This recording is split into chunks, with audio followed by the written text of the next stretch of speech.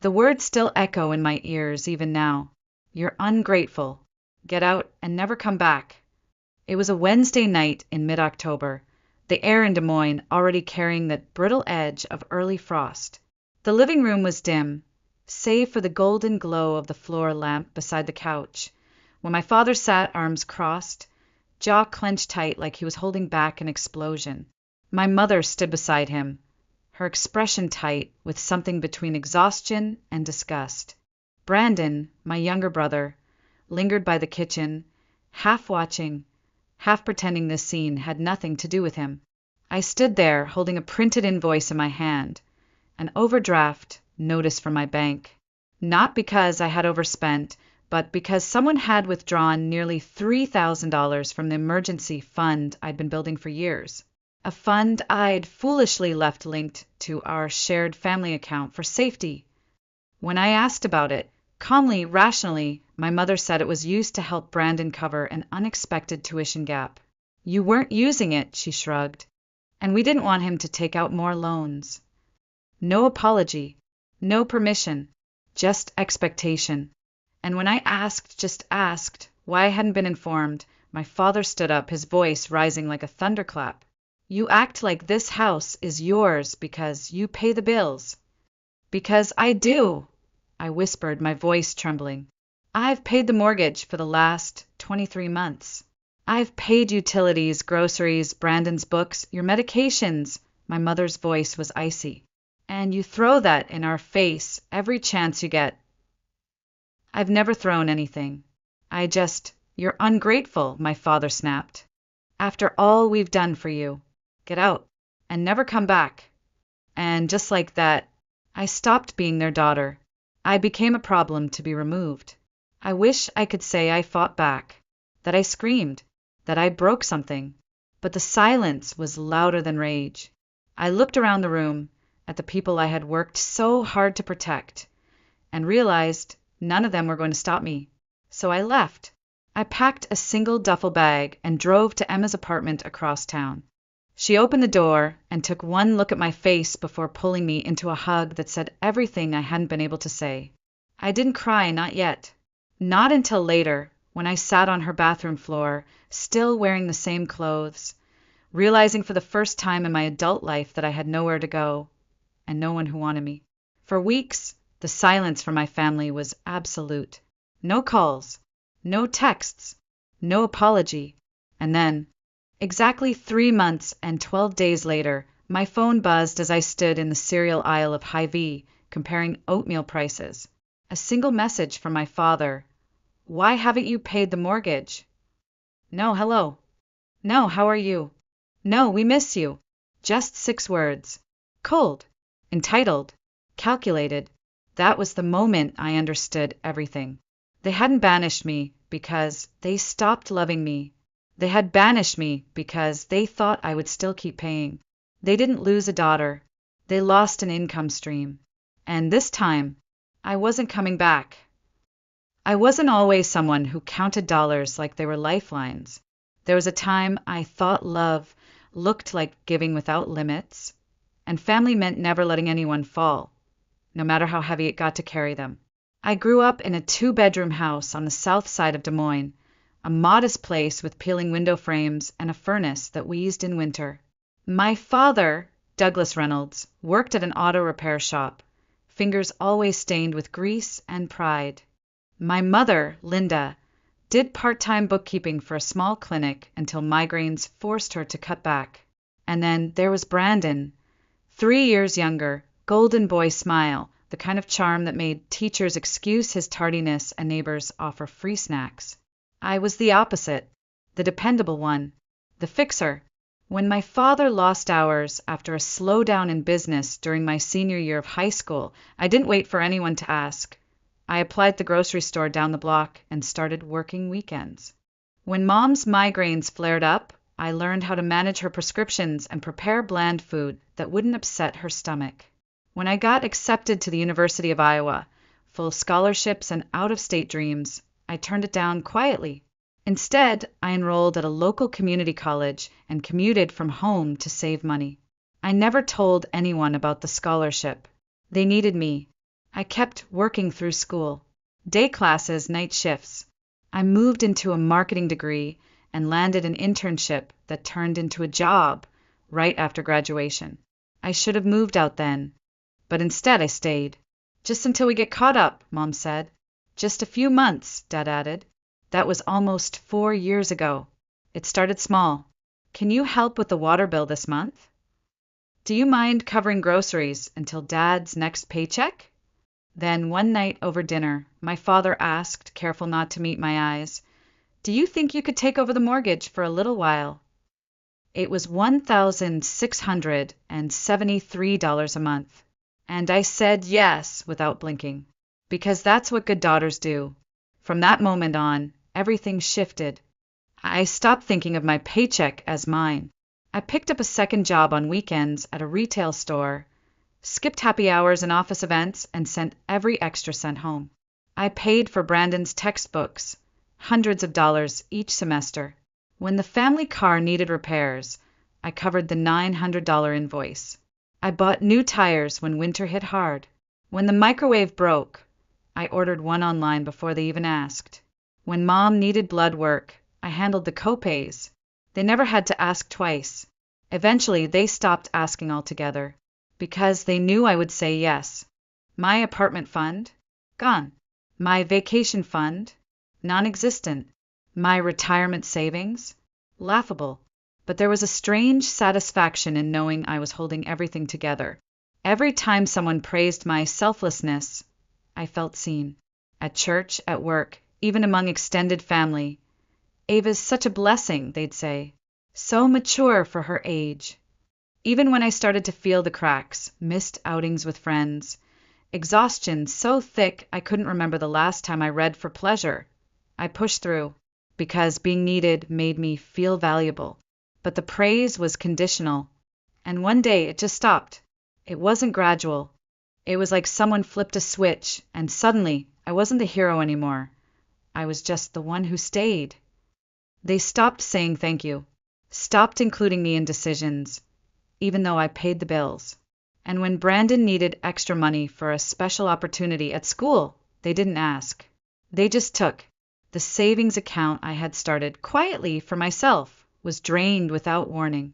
My father shrugged when I asked. We didn't think you'd mind.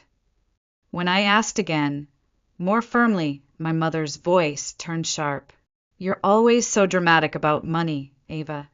We've never had to worry about it because of you. Why start now? Why start now? Maybe because for the first time I wanted something for myself. Not much, just a little breathing room. But even that was too much to ask. Sometimes I wonder what would have happened if I had just kept giving. If I had stayed silent and let them take whatever they wanted until there was nothing left. But the truth is, I was already disappearing, piece by piece, and they didn't even notice. It started with small comments, barely noticeable at first, like tiny cracks in a window that you only see when the light hits just right. But once you see them, you can't unsee them. One Sunday dinner, while slicing roast chicken, my mom said casually, Debbie's daughter just got engaged. 24, already locking down her future. I looked up from the salad bowl, confused. That's great for her. She's got it all, career, social life, relationship. Some girls know how to balance things, you know. She smiled, but it didn't reach her eyes. A few weeks later, my dad asked while sipping coffee, When's the last time you went on a date, Ava? I blinked. I don't know. I've been busy. Yeah, all work and no play. Not healthy, he muttered. They weren't trying to be cruel, not openly. But something in their tone had changed. They no longer looked at me with pride.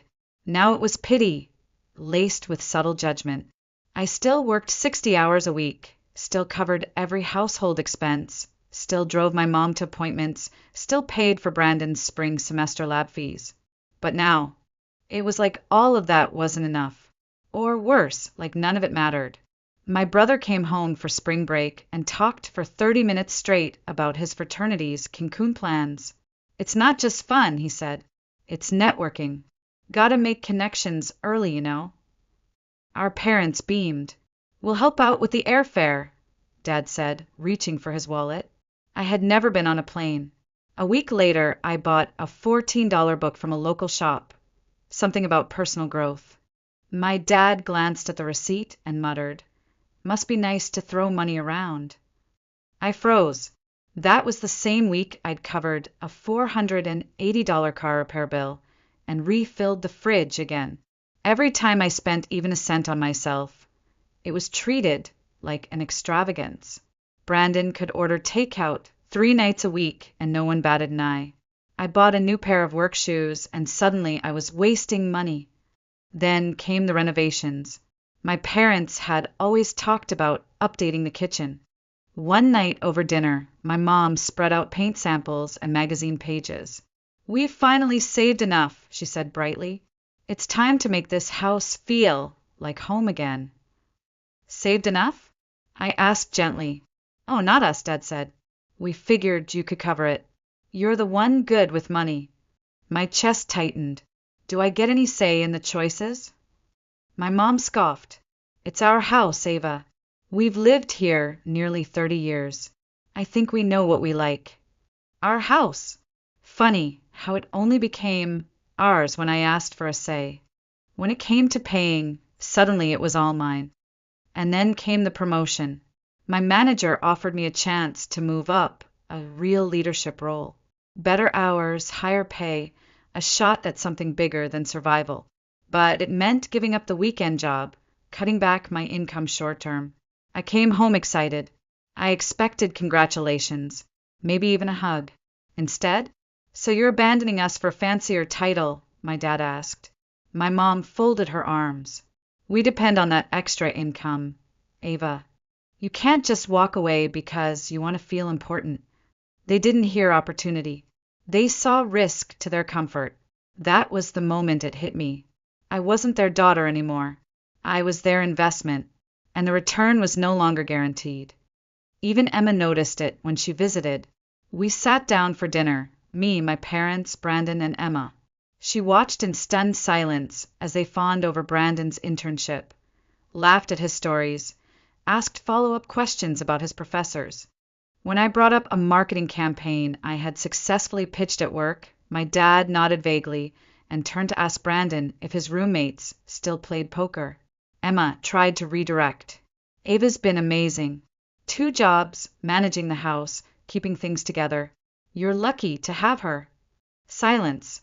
My mother changed the subject. My brother picked at his food. No one looked at me. That night, Emma pulled me aside in the guest room. "Do you feel appreciated here?" she asked quietly. "Of course," I said automatically. "That's not what I asked." I looked away. "You love them," she said. "That's obvious. But do they see you, Ava? Or do they just use you?" And for the first time I couldn't answer. Leaving didn't feel brave. It felt like defeat.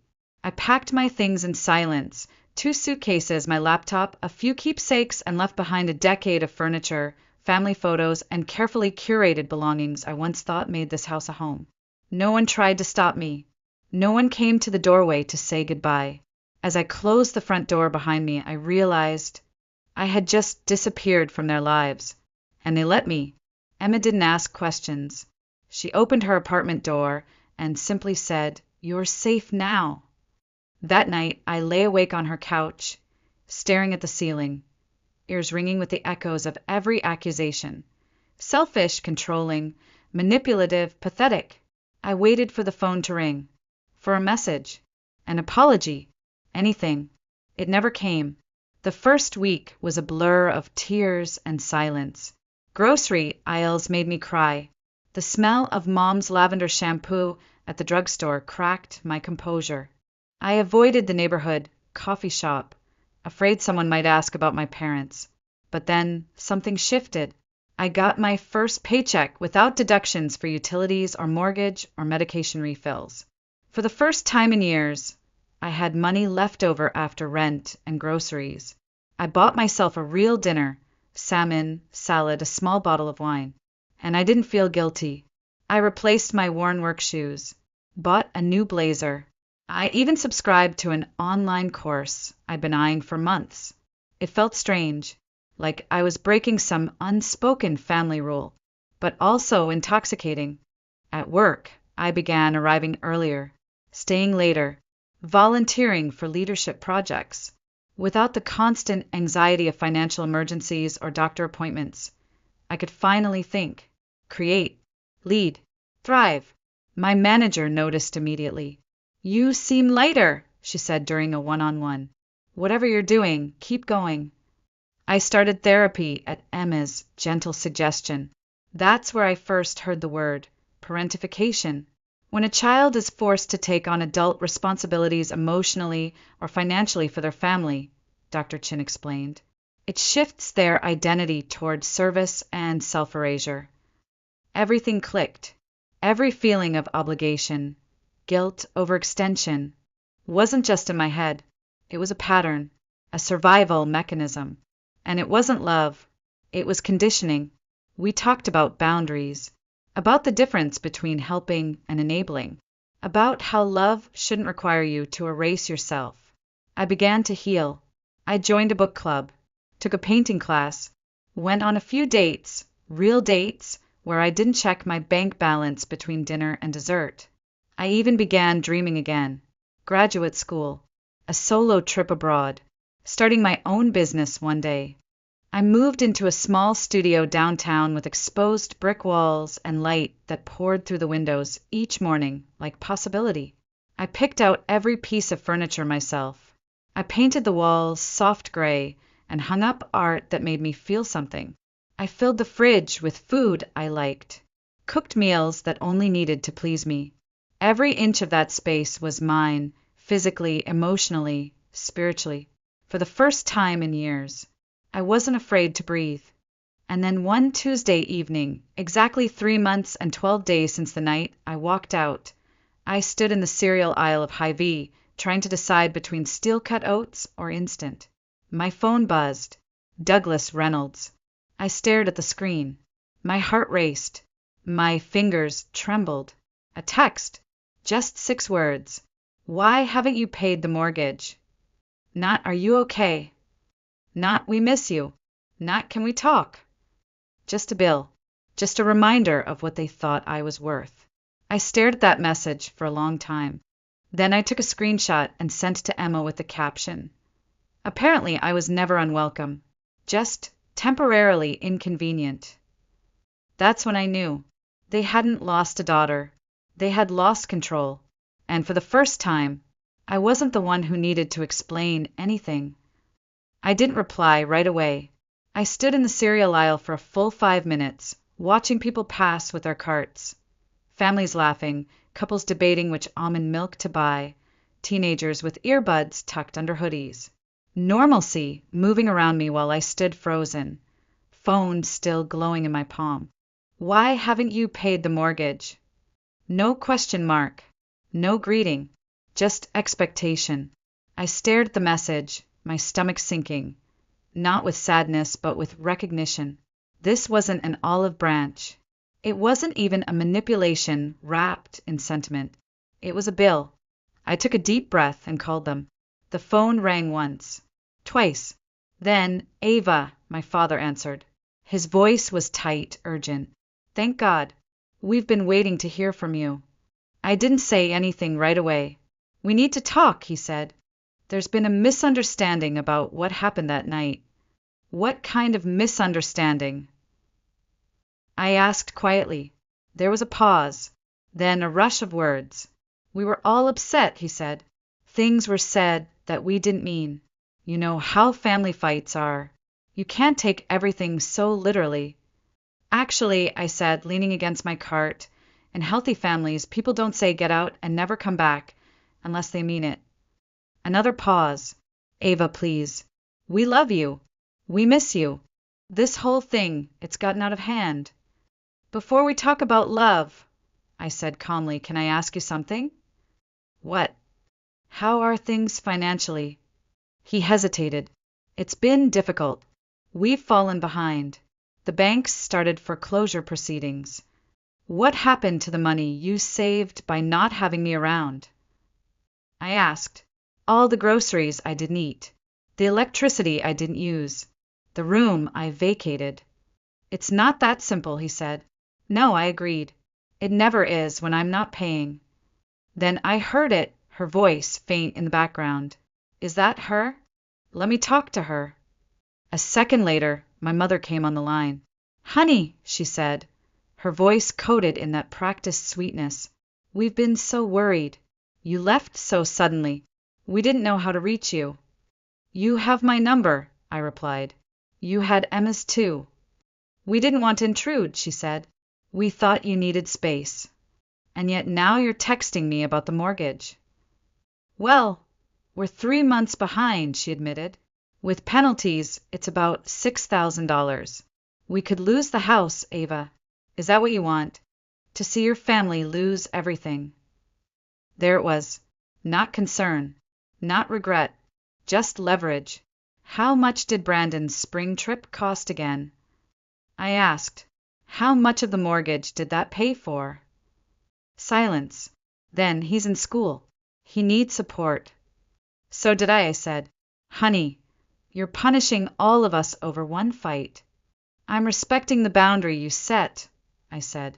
You told me to leave. You told me you didn't need my guilt trips or my money. I believed you. We said things we didn't mean. My father jumped back in. We thought you'd cool off, not disappear. What exactly did you think I'd do?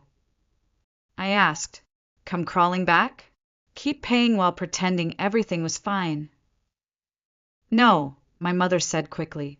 Of course not. We want you to come home. We'll do better. We'll treat you better. You're our daughter. What would better look like? I asked. What changes are you actually prepared to make? We'd be more appreciative, she said. We'd try to listen more. Vague, hollow, safe promises with no specifics. And if I don't move back? I asked. If I still need time? There was a pause.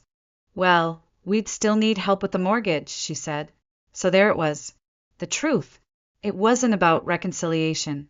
It was about cash flow. You want my money, I said. Not me. That's not true, she snapped. Yes, it is, I replied. If you missed me, you would have reached out before the bank did. We didn't know how, my father insisted. You didn't want to, I said, because you didn't think you needed me until you realized you actually did. You're being unfair, my mother said.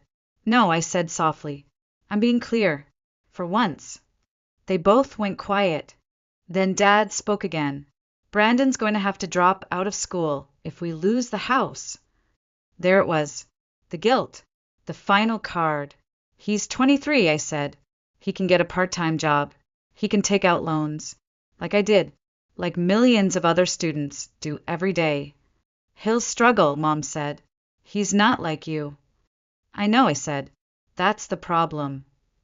I told them I'd call back in 2 days, not because I needed time, but because I wanted them to sit with the silence I had sat in for months. And this time they would be the ones waiting. 2 days passed. I didn't feel anxious. I didn't second guess. I didn't replay the conversation or wonder if I was overreacting. For once, I was ready. When I called, my father answered on the first ring.